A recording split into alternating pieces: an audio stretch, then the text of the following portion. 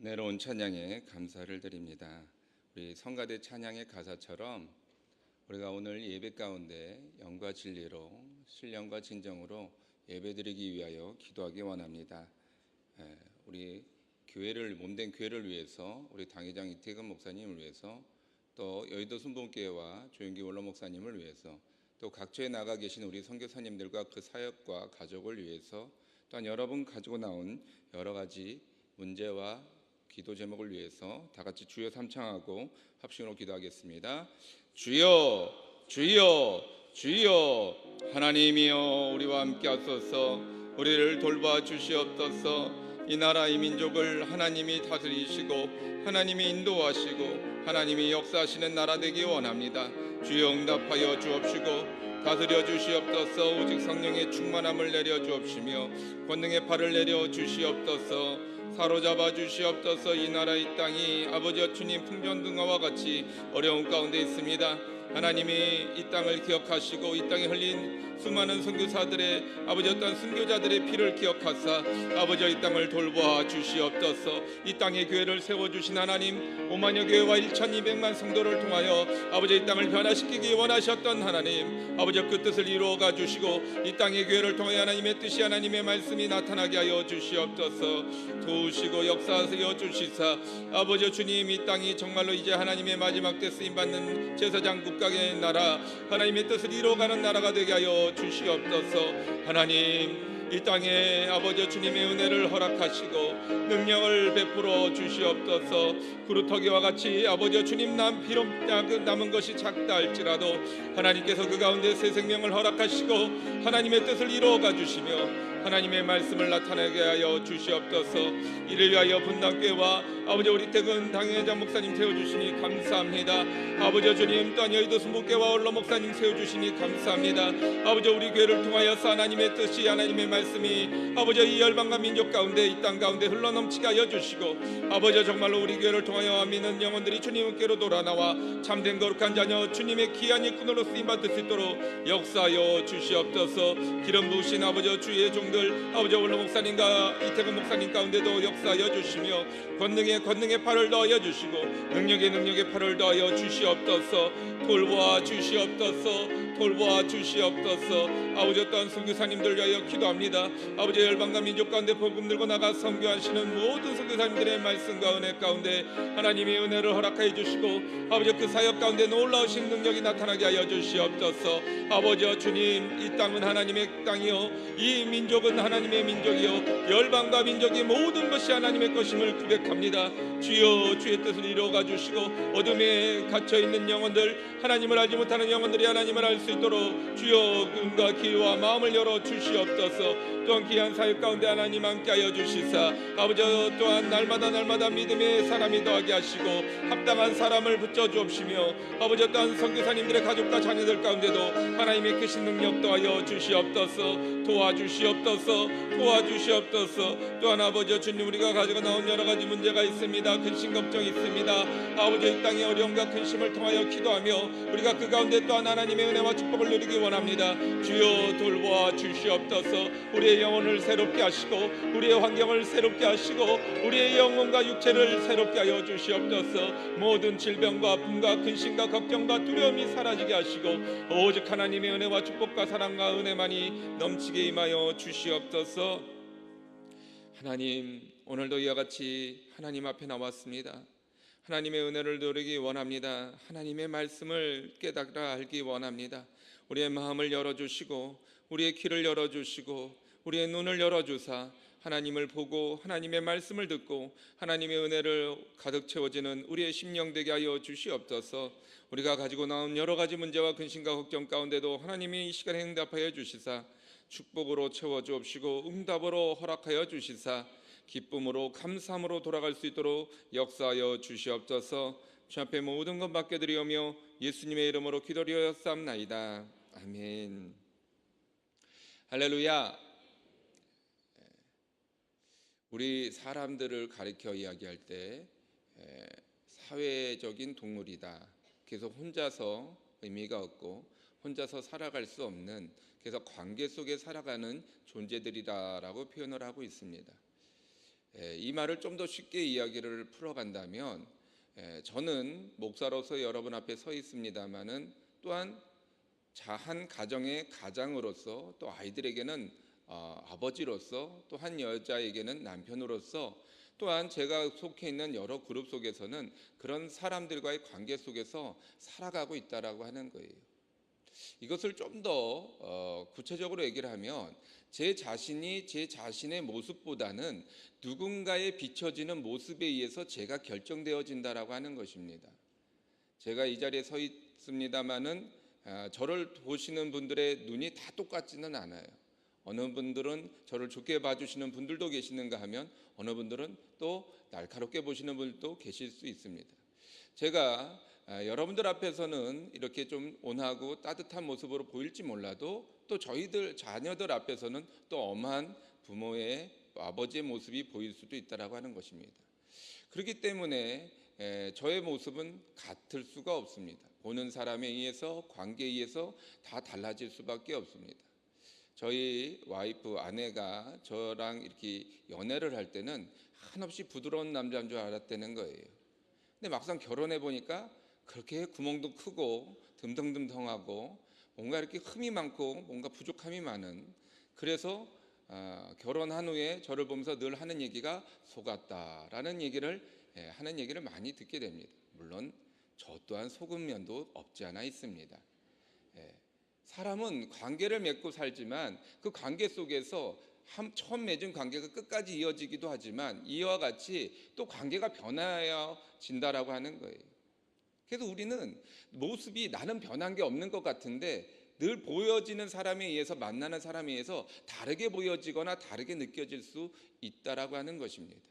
오늘 본문의 말씀은 사도 바울의 이야기입니다. 사도 바울에게도 그와 함께했던 동역의 사람들이 있습니다. 또 그의 복음을 들었던 여러 유대인과 헬라인들이 있었습니다. 그 사람들과의 관계를 통해서 사도 바울은 하나님의 역사를 나타내기도 하고, 또 하나님의 역사를 방해받기도 한다라고 하는 것입니다. 이것은 관점에 따라서 다 틀릴 수 있습니다. 그러나 오늘 우리가 믿음이라고 하는 큰 주제와 큰 타이틀 안에서 우리가 만나고 모였기 때문에, 우린 다른 이야기 말고 믿음 안에서 우리는 어떤 존재인가, 어떤 관계를 맺고 살아가는가에 대해서 한번 말씀을 통해 나눠보기 원합니다. 먼저 사도 바울은 아테네라고 하는, 성경 속의 지명은 아덴입니다. 아테네라고 하는 곳에 가서 복음을 증거합니다. 아테네는 우리가 잘 알고 있는 대로 신화의 근거지이고 철학의 출발지이고 여러 가지 문학과 여러 가지 고대 사회를 이루는데 가장 기초적인 여러 가지 지식과 지혜와 또한 문화와 철학을 제공한 도시입니다. 그만큼 지혜로운 사람들이, 똑똑한 사람들이, 학식이 풍부한 사람들이 많이 모였던 곳이고, 또 그런 각처에 있는 그런 사람들이 아테네로 모여들어서 더욱더 문화를 발전시켰던 곳이 아테네입니다. 그런데 재미난 이야기는 그 아테네에서 사도 바울이 가서 복음을 증거하는데 너무나도 쉽게 간단하게 떠나왔다라고 하는 것입니다. 17장 32절을 보면, 그들이 죽은 자의 부활을 듣고 어떤 사람은 조롱도 하고 어떤 사람은 이 일에 대하여 내 말을 다시 듣겠다 하니, 이에 바울이 그들 가운데서 떠나매라고 이야기를 합니다. 사도 바울이 복음을 증거했던 여러 도시들 가운데 처음부터 복음을 받아들이고 그 복음을 따랐던 사람들이 모든 도시가 다 그렇게 그랬던 것은 아닙니다. 대부분 도시, 아니 모든 도시에서 그 복음을 거역하는 사람들도 있었고 받아들이는 사람도 있었습니다. 그런데 사도 바울은 거역했다라고 해서 그 도시를 외면하거나 떠나본 적이 없습니다. 오히려 외면했던 사람들에게 더 크게 복음을 증거하고 더 열심히 사명을 감당했던 것이 사도 바울의 모습이었습니다.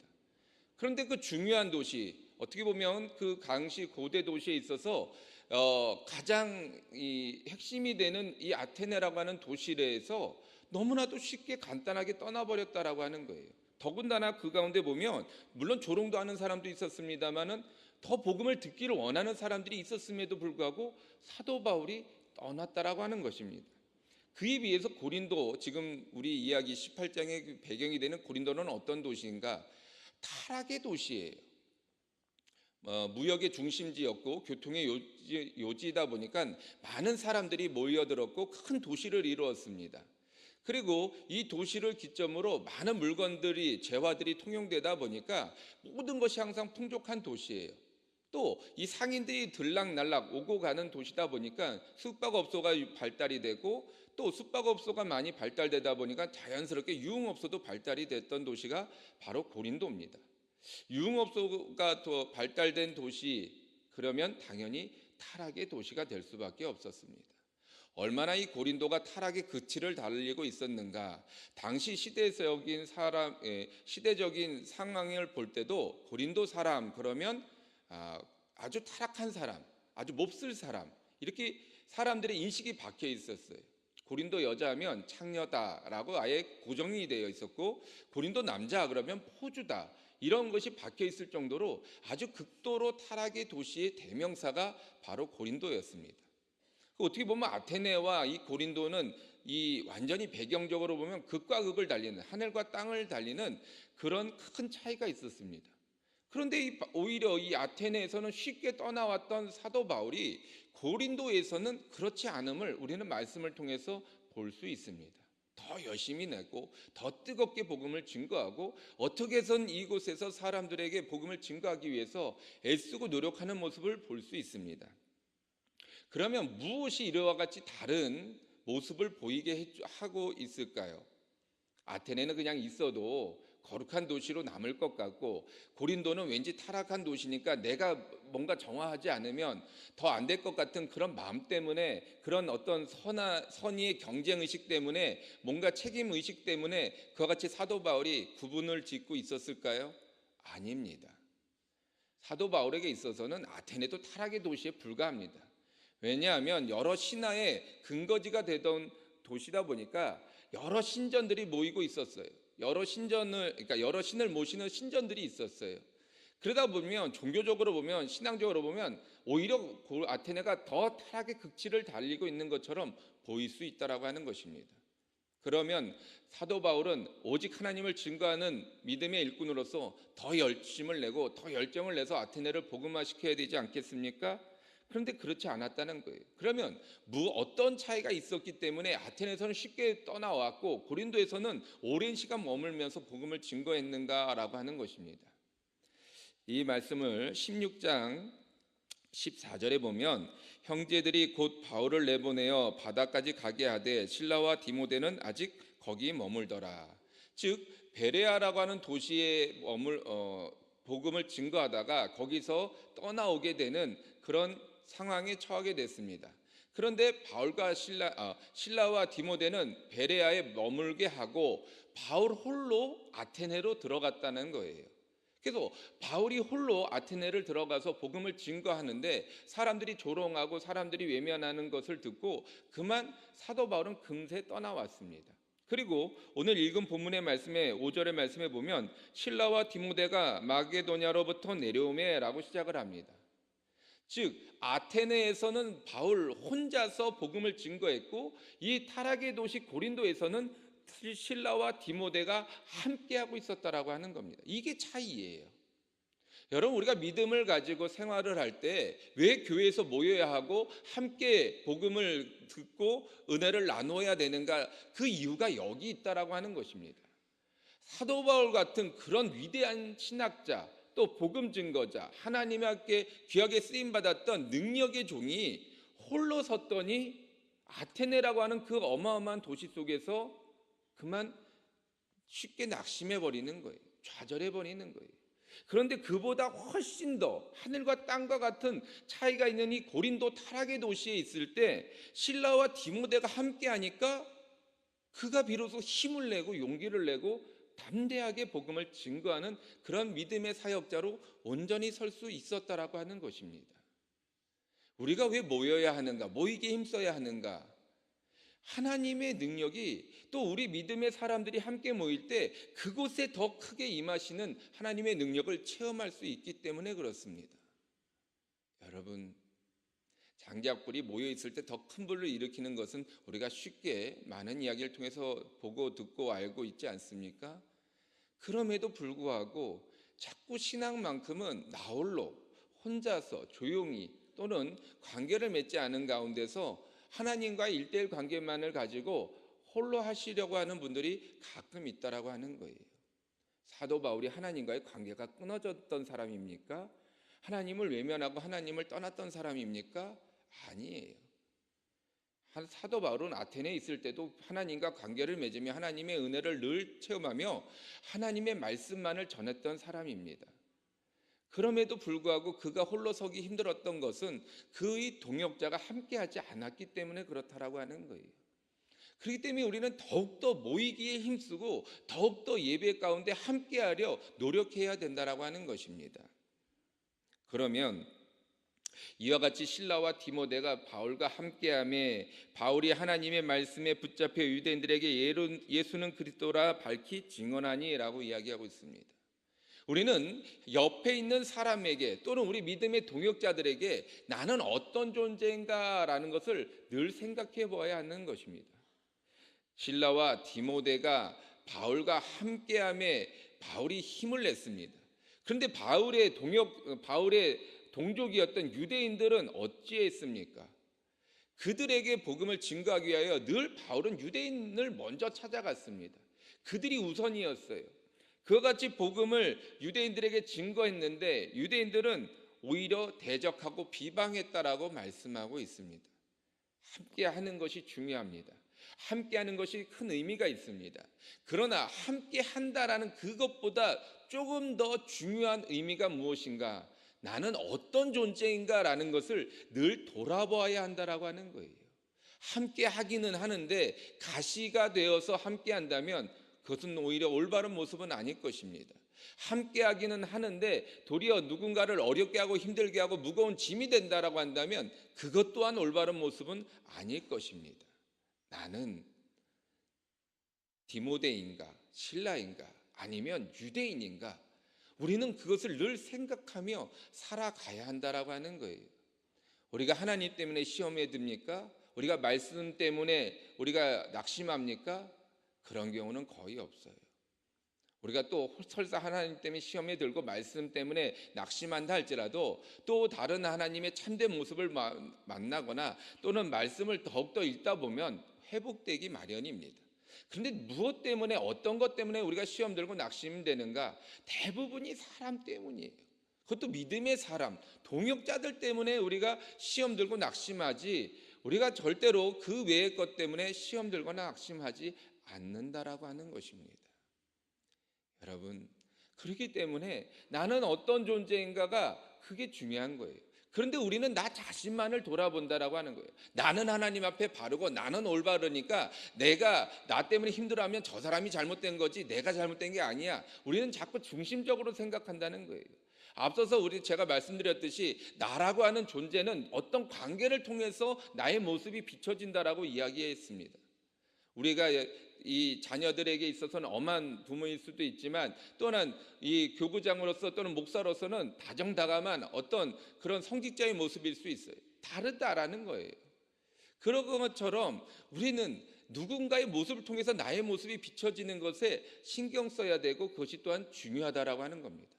아무리 내가 바른 것 같고 내가 아무리 옳은 것 같아도 과연 내가 다른 사람들에게 무거운 짐이 된다거나 가시가 된다면 나 자신을 또한 돌아보아야 한다라고 하는 것입니다.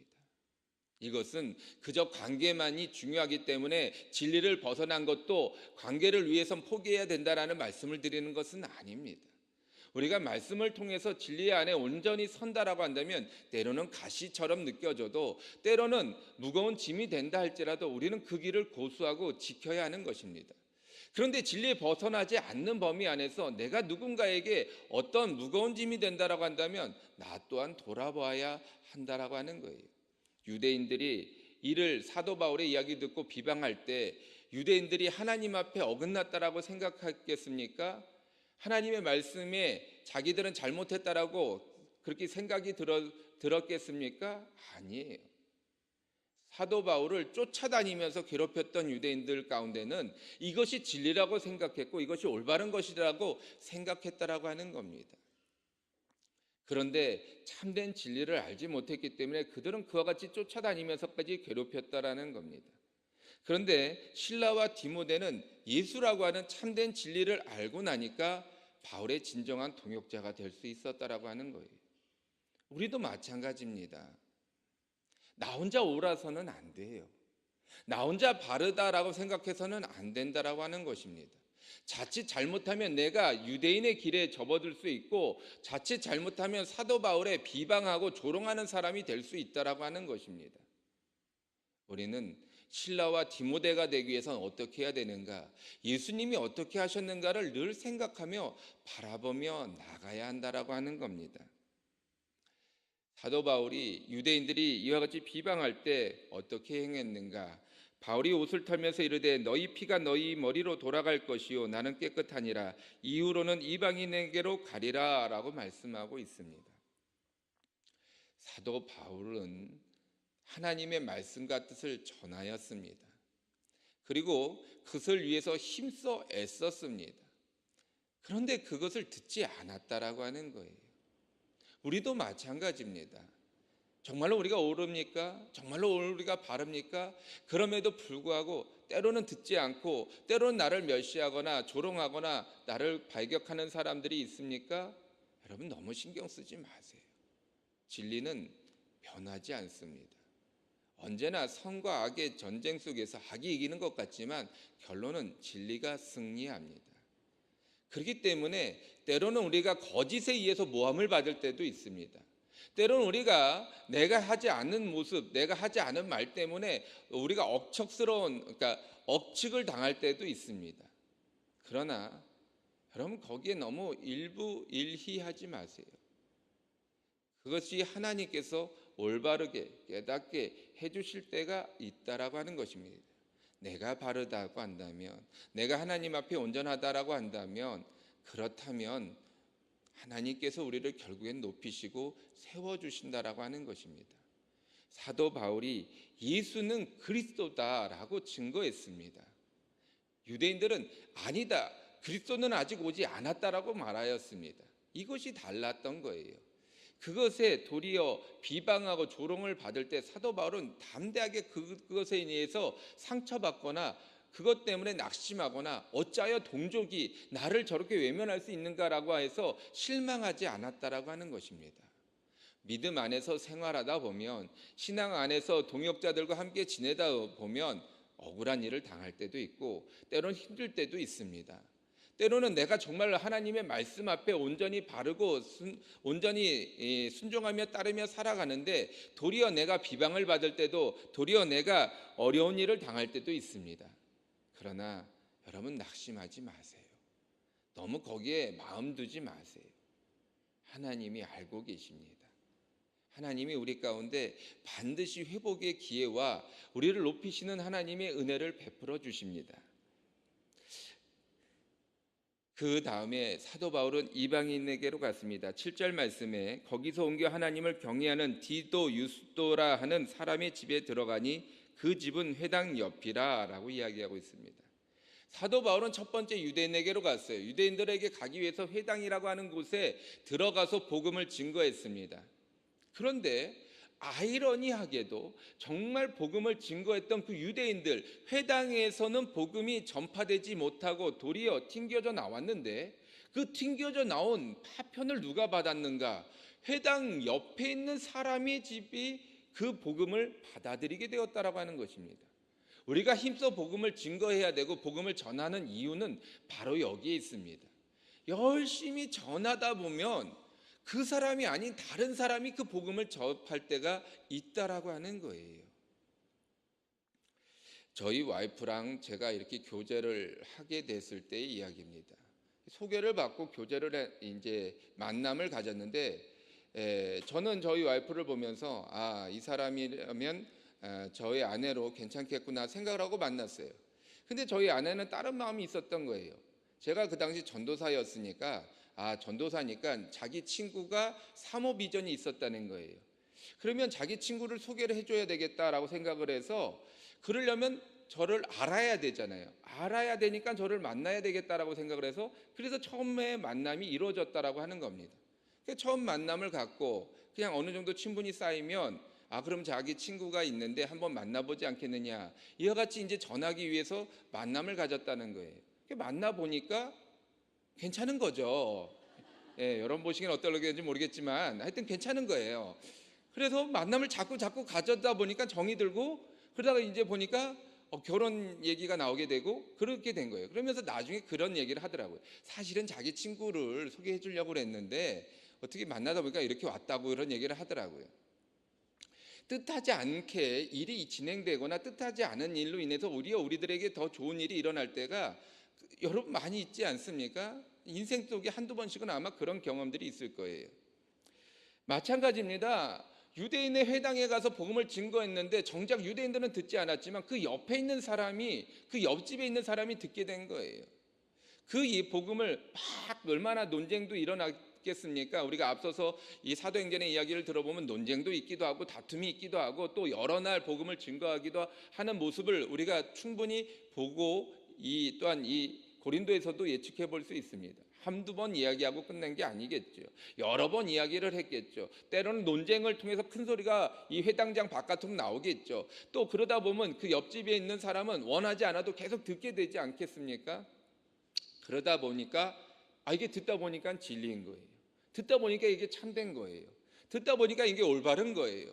그래서 정작 유대인이 아닌 이방인에게로 가리라라고 했을 때 디도 유스로라고 하는 이 집이 첫 번째로 복음을 접하고 받아들이게 되었다라고 하는 것입니다. 우리가 때를 얻든지 못 얻든지 복음을 증거하고 전하는 이유, 또 우리가 올바르게 살아야만 하는 이유가 어디에 있는가? 진리는 진리의 사람이 모이게 되어 있습니다. 올바른 것은 올바른 것을 깨닫는 사람이 모이게 되어 있습니다. 앞서서 제가 어려워도 낙심돼도 실망해도 여러분 포기하지 마십시오라고 말씀드렸던 이유가 여기 있습니다. 내가 바르고 내가 정말로 참된 진리 가운데 서 있다라고 한다면 내가 지금은 모든 사람들이 나를 거부하는 것 같을지 몰라도 그 가운데서 진리를 깨닫는 그 사람들이 모여든다라고 하는 거예요. 나로 중심으로 모여들어서 당신이 옳습니다, 당신이 바릅니다라고 우리에게 힘을 주고 우리에게 용기를 준다라고 하는 것입니다. 우리가 복음을 증거하다 보면 어려운 일을 당할 때가 있지 않습니까? 힘든 일을 당할 때가 있지 않습니까? 때로는 모멸감을 느낄 때도 있고 때로는 험난 꼴을 당할 때도 있지 않습니까? 그런데 그와 같이 답답하고 억울한 심령을 가지고 나올 때 그런 믿음의 사람들과 만나면 어떻습니까? 나도 그랬어요. 난 그보다 더 어려웠어요. 특히 가족들에게 핍박당할 때, 가족들에게 어려운 일을 당할 때 어떻습니까? 어디 가서 하소연할 데가 없어요. 말 그대로 동네 창피해서 어디 가서 누구에게 답 말할 때도 없어요. 그래서 하나님 앞에 나와서 기도하다 보면 또 하나님의 믿음의 사람들과 함께 하다 보면 맞아요. 저도 옛날에 그랬어요. 그렇게 어려운 일을 당하고 온갖 핍박을 당했는데 지금 기도하고 믿음 안에 서니까 우리가 이와 같이 믿음의 동역자들을 만나고 또 더 나아가서 함께 기도하고 함께 걱정해주고 함께 노력할 때 우리 가족이 구원을 받고 놀라운 일이 일어나고 이와 같은 기적을 체험했습니다라고 그런 이야기를 듣지 않습니까? 그런 이야기를 들을 때 위로가 되고 용기가 나고 내가 포기하지 말고 믿음을 지켜야 되겠다라는 생각에 더욱더 우리가 하나님 앞에 나왔던 것, 이것이 우리들의 믿음의 역사고 우리들의 믿음의 경로가 아니겠습니까? 그걸 통해서 우리가 하나님을 다시 만나게 되고 더 나아가서 우리 가족들이 구원에 이르게 되었다라고 하는 거예요. 여러분, 우리는 이와 같이 복음을 증거하며 믿음의 사람들이 함께 모일 때 우리는 비로소 위로함을 받고 비로소 힘을 얻는 거예요. 자, 그 다음 얘기가 더 재밌습니다. 8절 말씀해 보면 또 회당장 그리스보가 온 지방과 더불어 주를 믿으며 라고 이야기하고 있습니다. 자, 회당에서 논쟁이 일어났고 회당에서 다툼이 일어났고 회당에서 유대인들이 그것은 너의 말은 거짓되다라고 비방하며 그것을 조롱하며 그것을 내치는 것을 이 회당장은 누구보다도 가까이서 잘 보았습니다. 여러 날 동안 있었던 다툼도 여러 날 있었던 논쟁도 그는 다 알고 있습니다. 더군다나 회당장이라고 하는 그 직분 때문에 이 그리스도라고 하는 이 사람은 오히려 예수 그리스도를 믿기 너무나도 어려운 환경과 조건 가운데 있습니다. 왜냐하면 유대인 회당은 유대인들의 공동체고 회당장은 당연히 유대인들에 의해서 선출되는 자리예요. 그런데 그 회당장이 유대인들이 반하는, 유대인들이 거짓되다라는 것을 쫓아갔다라고 한다면 그는 자신의 회당장이라고 하는 직분을 내려놔야 하는 것은 너무나도 당연한 이야기입니다. 그렇다고 한다면 이 회당장 그리스도가 예수를 구주로 영접했다라고 하는 말은 보통의 어떤 고민과 걱정 또는 여러 어떤 갈등이 없이는 선택할 수 없는 길이에요. 그런데 이 디도 유스도라고 하는 사람이 누구였는가, 어디에 속해 있는 사람이었는가? 회당장 옆에 있는 사람이에요. 자, 그러면 이 회당장은 유스도의 이웃이 됩니다. 다시 말하면 회당장이 회심을 하는데 가장 절대적인 영향을 주었던 사람이 누구냐? 디도 유스도라고 하는 거예요. 여러분, 이 이야기가 너무 재미있지 않습니까? 유대인들은 복음을 증거했는데 유대인들은 그 복음을 배격했어요. 튕겨버렸어요. 근데 이 튕겨진 복음이 회당장 옆집에 있는 디도 유스도에게 전하여졌습니다. 그리고 이 복음이 다시 회당장이라고 하는 이 그리스도에게 다시 전파되어 돌아왔습니다. 복음은 들을 사람에게 들리게 되는 것입니다. 믿을 사람은 반드시 믿게 됩니다. 그렇기 때문에 우리는 듣든지 아니 듣든지 복음을 증거해야 되는 거예요. 말씀을 전해야 되는 거예요. 내가 비록 그 열매를 보지 못할지 몰라도 누군가는 돌고 돌아서 그 사람이 결국엔 하나님의 자녀로 돌아오게 된다라고 하는 것입니다. 또한 이 이야기를 통해서 나는 어떤 사람인가, 내 이웃에게 있어서 어떤 존재인가 라는 것을 다시 한번 돌아봐야 한다라는 거예요. 자, 디도 유스보와 그리스보는 다른 민족입니다. 유대인이고 헬라인이에요. 다른 민족이고 물론 이웃이니까 서로 왕래를 하고 교제는 하겠습니다만은 어찌됐든 간에 신앙적으로도 틀리고 전혀 별개의 민족으로서 융합되기 너무 어려운 그런 환경 가운데, 조건 가운데 있었습니다. 그런데 더군다나 이 그리스보는 회당장으로서 일단의 어떤 그 유대인과 사도 바울의 어떤 논쟁 속에서 다 지켜봤던 사람이에요. 복음을 듣기 너무나도 어려운 사람이고 그걸 받아들이기에 너무나도 자기가 포기해야 될 게 많은 사람입니다. 그런데 이 유스도가 끊임없이 복음을 증거하니까 그 그리스도가 결국에는 하나님의 사람으로 거듭나게 되었다라고 하는 거예요.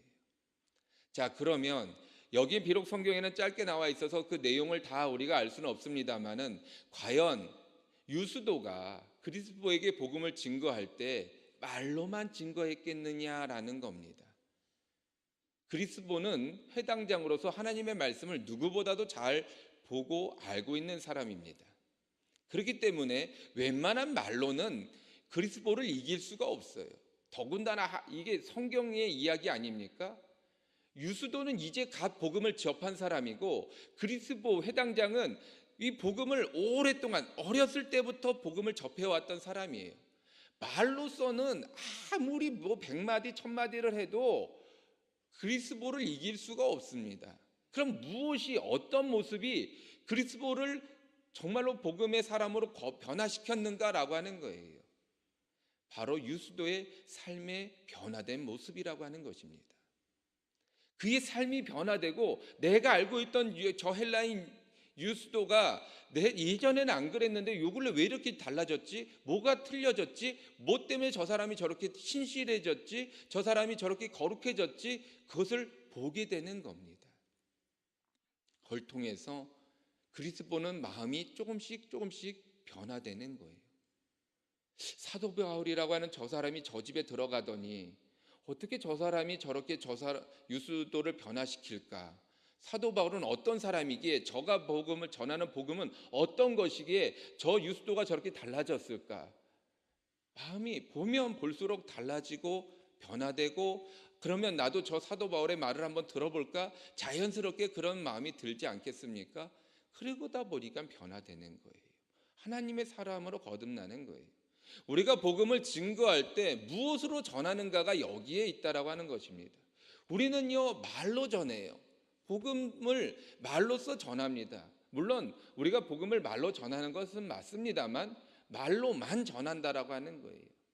예수를 믿지 않는 사람들이 우리의 말 때문에 안 믿는 것이 아닙니다. 우리들의 모습과 행동 때문에 믿지 않는 거예요. 말은 잘한다고 얘기해요. 말은 옳다라고 얘기해요.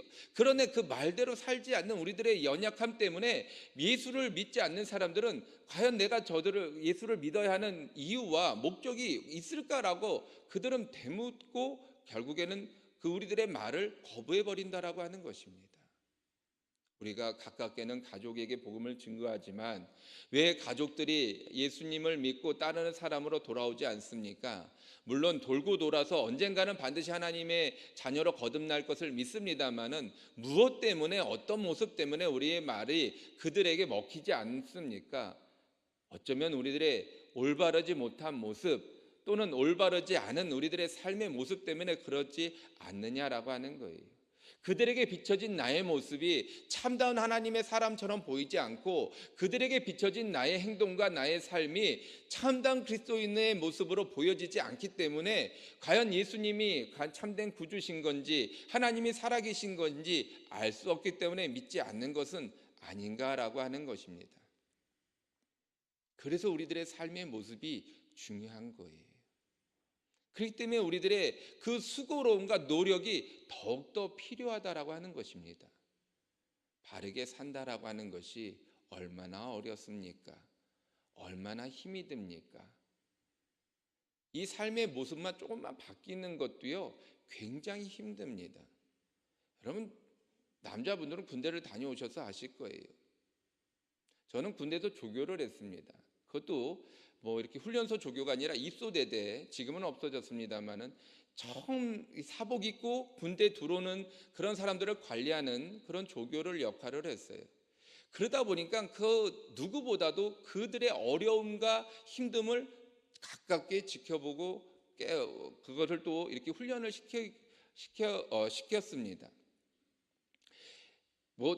집에서는 아침형 인간일 수도 있겠습니다만 대부분 젊은 청년들은 야밤형 인간 아닙니까? 밤새 게임하다가 새벽녘에 잠들어가지고 아침 9시, 10시 어떨 때는 오후에 겨우 일어나가지고 대충 먹는 둥 마는 둥 하고 이렇게 시간 때우다가 저녁 때 되면 또 PC방이나 게임방 가가지고 게임하던 것이 당시의 젊은 사람들의 모습, 요즘에도 마찬가지입니다만 그런 모습 아니겠습니까? 그러니 아침 6시에 기상을 한다는 게 보통 힘든 일이 아니에요. 어려운 일입니다. 그러니까 그게 마음이 무거운 거예요. 제가 있었던 같이 있는 3박 4일은 특별한 일이 없습니다. 훈련도 안 해요. 그냥 군복 갈아입히고 밥 먹이고 신체 검사하고 기초적인 어떤 기본적인 교육, 소양 교육 같은 거 잠깐 하고 3박 4일 동안 별다른 일이 없습니다. 그냥 앉아 있는 게 일이에요. 그런데요, 그 3박 4일이 어느 때보다도 힘들어요. 아침 6시에 일어나니까 한 9시, 10시 되면 애들이 정신을 못 차려요. 앉아서 꾸벅꾸벅 졸아요. 별일이 없는데도 앉아서 졸아요. 그리고 굉장히 힘들어합니다. 마음을 무거워해요. 내가 여기 와 있는 게 뭔지, 어떻게 된 건지. 그래서 편하게 내버려 두다 보면 자꾸 사고가 발생이 됩니다. 다른 생각을 해요. 그래서 자꾸 뭔가 이렇게 엄포를 주거나 이렇게 앉아 일어서라도 시켜야지, 그래야 별다른 생각 안 하고 자꾸 이렇게 사고가 나지 않지, 가만히 내버려 두면 사고 난다는 거예요. 편한데도 사고가 나는 거예요. 힘든 거 없는데도 자꾸 마음은 무거워지는 거예요. 왜요? 내 삶을 변화시킨다는 게 그와 같이 어렵다라고 하는 겁니다. 내가 그리스도의 삶의 모습을 살아간다라고 하는 것은 나의 엄청난 수고로움과 나의 엄청난 헌신을 요구합니다. 그래서 힘든 거예요.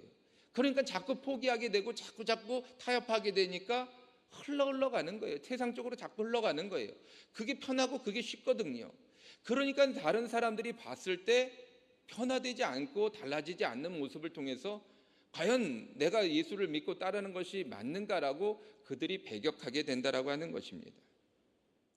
여러분, 우리는요, 회당장을 변화시킨 디도 유스도의 그 삶의 모습을 우리는 닮아가야 하는 것입니다. 말로써가 아니라 삶의 모습으로 우리의 수고로움과 헌신을 통해서 비로소 복음이 완성되는 것이라고 하는 것입니다. 그리고 9절과 10절 말씀에 밤에 주께서 환상 가운데 바울에게 말씀하시되 두려워하지 말며 침묵하지 말고 말하라. 내가 너와 함께 있음에 어떤 사람도 너를 대적하여 해롭게 할 자가 없을 것이니 이는 이 성중에 내 백성이 많음이라 하시더라 라고 이야기하고 있습니다. 사도 바울이 복음을 증거하고 복음을 전파하면서 이제 믿음의 사람들이 돌아오기 시작합니다. 하나님의 백성들이 하나둘씩 모이기 시작해요. 기쁘고 즐겁고 신나는 일이죠. 그런데 그 가운데 도리어 하나님께서는 사도 바울에게 두려워하지 말라라고 이야기하고 있습니다. 낙심하지 말라라고 이야기하고 있어요. 이게 무슨 말입니까? 사도 바울은 왜 두려워하고 왜 낙심합니까? 이 복음을 증거하는 일이 너무 어려운 거예요. 물론 돌아오는 사람들도 있지만 그것보다 더 강력한 반대 세력이 더 강하게 나를 공격하고 있는 거예요. 어렵다는 거죠. 포기하고 싶은 거죠. 이 타락의 도시, 정말로 이 포주와 창녀들이 가득한 이 도시 속에서 사람을 건져낸다라고 하는 것이 얼마나 어렵습니까? 얼마나 힘이 듭니까? 그러니까 사도 바울이 자꾸 포기하고 싶은 거예요. 이 돌아오는 사람을 보지 않고 배격하는 사람을 보니까 마음이 점점 더 무거워지는 것입니다. 그래서 하나님께서는 뭐라고 말씀하시는가? 내가 너와 함께 있음에 라고 이야기하고 있습니다. 이전에 지금 하나님의 말씀이 없어요. 하나님의 어떤 능력이 나타났다던가 하나님의 기적이 나타났다던가 이런 이야기가 없습니다. 그런데 이제 비로소 하나님이 나타나시는 거예요. 어렵고 힘든 곳에 갈 때 우리는 혼자서 가지 않습니다. 하나님이 함께하고 계십니다. 하나님이 붙들어주고 계시는 것입니다. 즉 맨 처음에 실라와 디모데가 사도 바울에게 내려왔던 것은 우연의 일치가 아닙니다. 하나님께서 보내신 거예요. 믿음의 사람을 보내신 거예요. 너가 힘들고 어려울 때 이들을 통하여 힘을 얻고 이들과 함께함으로 너의 복음의 사역이 더 능력을 발하게 될 것이다 라고 말씀하고 계시는 거예요. 내가 너와 함께한다라는 것은 곧 실라와 디모데가 너와 함께하고 있는 것을 통해서 보여주고 있다라고 하는 것입니다. 여러분, 우리는 다시 말하면 맨 처음으로 돌아가서 어떤 사람이 되어야 하는가, 어떤 관계를 맺고 있는 사람이 되어야 하는가. 물론 누군가에게 힘이 되는 사람도 좋고 누군가를 도와주는 사람도 좋지만 내가 하나님의 대사가 되어야 한다라고 하는 것입니다. 내가 그리스도의 대사로서 이 자리에 있을 때 비로소 내가 속해 있는 그룹이, 내가 속해 있는 조직이, 내가 속해 있는 그 단체가 변화되는 거예요. 달라지는 거예요. 그리고 하나님께서는 그 나를 통해서 믿음의 사람이, 내 백성이 많게 만들어 주신다라고 말씀하고 있는 것입니다. 여러분, 그만큼 힘든 일이에요. 누군가를 물에 빠진 사람을 건져낸다라는 건 아무나 할 수 있는 일이 아닙니다. 더군다나 늪에 빠진 사람을 건져낸다? 너무나도 어려운 일이에요. 그렇기 때문에 그것은 혼자서 할 수 없고 늘 누군가와 함께하는 동역자가 필요한 것입니다. 내가 속해 있는 그룹을 변화시킨다. 내가 여러 사람을 건져낸다라는 의미입니다. 내가 여러 사람을 어둠 속에서 빛으로 건져낸다라고 하는 거예요. 얼마나 힘들겠습니까? 여러 사람이 한 사람 건져내는 것도 힘든데 내가 혼자 여러 사람들을 또는 내 작은 그룹이 큰 그룹을 변화시킨다라고 하는 것은 엄청난 저항과 엄청난 어려움을 동반한다라고 하는 것입니다. 그런데 이 일은 내가 하는 것이 아니라 결국에는 하나님이 하시는 것입니다. 나는 도구일 뿐이에요. 잊지 마십시오. 여러분, 우리는 변화시키기 위해서 이 땅에 부르심을 받은 사람입니다. 이 땅을 변화시키고 내가 속해 있는 곳을 달라지게 하기 위해서 부르심을 받은 사람들입니다. 그 일은 우리의 사명입니다. 그런데 그 일은 어려운 일입니다. 힘든 일입니다. 나를 포기하는 일입니다. 나의 자신을 온전히 내려놓는 일입니다. 그렇기 때문에 내 힘으로는 안 되는 것입니다. 그래서 하나님은 나 혼자 아닌 믿음의 동역자들을 이와 같이 붙여주셨고, 그 동역자들을 통해서 힘을 내서 용기를 내서 우리는 우리의 사명을 감당해야 되는 것입니다. 그런데 사람의 힘이라는 게 보잘것없기 때문에 둘이 모인다 한들 셋이 모인다 한들 큰 힘이 되지 않습니다. 그래서 누가 함께 하시는가? 하나님이 함께 해주시는 것입니다. 그렇기 때문에 낙심하지 마시고 포기하지 마시고, 힘이 들면 들수록, 어려우면 어려울수록 하나님의 능력은 더 함께 하시고 더 우리를 붙들어 주시고, 하나님의 크신 힘은 늘 우리 가운데서 우리를 도와주고 계심을 잊지 마시기 바라겠습니다. 그리고 여러분 꼭 기억하십시오. 나를 통해서 하나님의 백성이, 하나님의 사람이 많이 돌아오게 됨을 꼭 기억하시기 바라겠습니다. 반드시 하나님께서 우리를 통하여 이 땅에 하나님의 나라와 하나님의 뜻을 이루어 가실 것입니다. 기도하시겠습니다. 하나님 아버지, 오늘 우리가 하나님의 말씀을 듣고 깨달아 알고 결단하기 원합니다. 주여, 우리의 마음을 붙잡아 주옵시고 낙심치 말게 하여 주옵시고, 아버지여 힘을 내고 용기를 내고 하나님의 뜻을 이루어갈 수 있도록 역사하여 주시옵소서. 아버지여, 내가 속한 곳에서 나는 누구입니까? 나는 어떤 관계를 맺으며 어떤 존재로 살아가고 있습니까?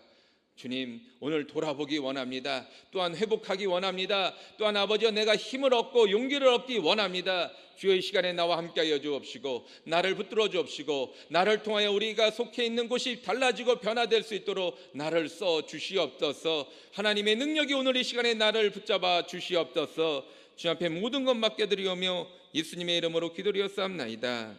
아멘.